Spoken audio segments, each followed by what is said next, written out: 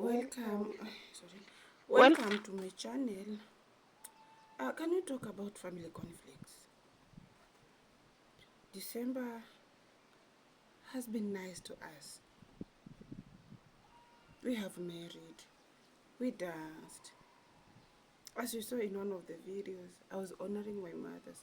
They came, these are my in-laws, they actually paid a visit to my home in August. I can confidently say that December has been absolutely a good month to me.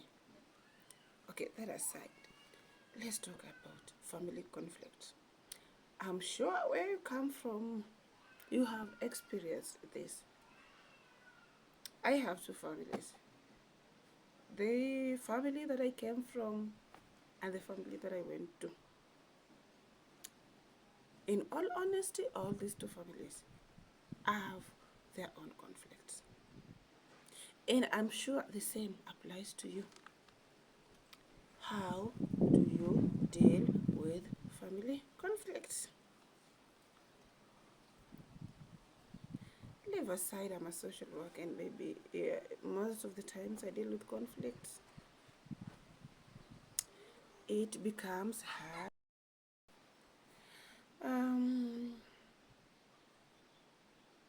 Some conflicts may be stemming from back from childhood. Some have traumas. Some conflicts may be stemming from just the normal challenges we encounter in life. And for your information, as much as we are siblings, as much as we are brothers and sisters and relatives and related in so many ways, everyone is fighting their own battles and people have their own interests. So in most cases we find these conflicts are because of conflicting interests. As much as no one wants to speak about it, that is the truth. People are trying to fight battles, and political scientists will tell you that people are egocentric. Politicians are egocentric. Even as social scientists, we know people are egocentric. I, as an individual, will most definitely want the best for me. My sister or my brother somewhere else will want the best for them. This me wanting the best for me and you wanting the best for you will bring a conflict. For example, when it comes to sharing parents, I will want to be my mom's favorite. You, my brother, will want to be my mom's favorite. My other sister will want to be my dad's favorite. I will also want. That in its own is a conflict. And do you know that some people take this small conflicts of wanting to share parents to a notch higher and even build a conflict out of it? Some would even go to an extent of wanting to outdo others. So, having known that and having understood that, therefore, how can you deal with family conflicts? I was asked this question in two different occasions. And my answer, not from a professional perspective per se, but just from just the experience.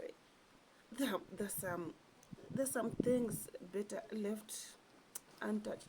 For example, if you see two siblings, the rivalry has become to an extent that they abhor each other. No one wants to talk to each other. Eh? Then most definitely that's getting out of hand. I would advise for the parents to step in maybe.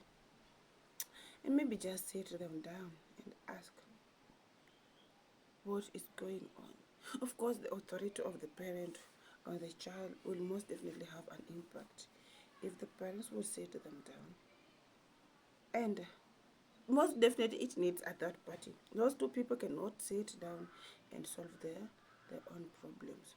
And again, there are other conflicts, like the normal day-to-day conflicts. Some it's just even better left unattended to. Like you just ignore because you just give them time. Like they say, time cures it all. Or yeah, just let it be, because maybe by next year, a time like this, you won't even remember or something like that. But again, I would recommend maybe annual interactions. For example, having an event whereby all the family members are there at the end of the year. Most of families are good at this. You know, when you're together and you're reasoning together and you're planning things together, you may just realize that you're not enemies.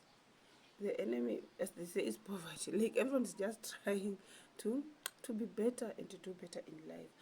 So I would just recommend, do not let the conflict grow so much.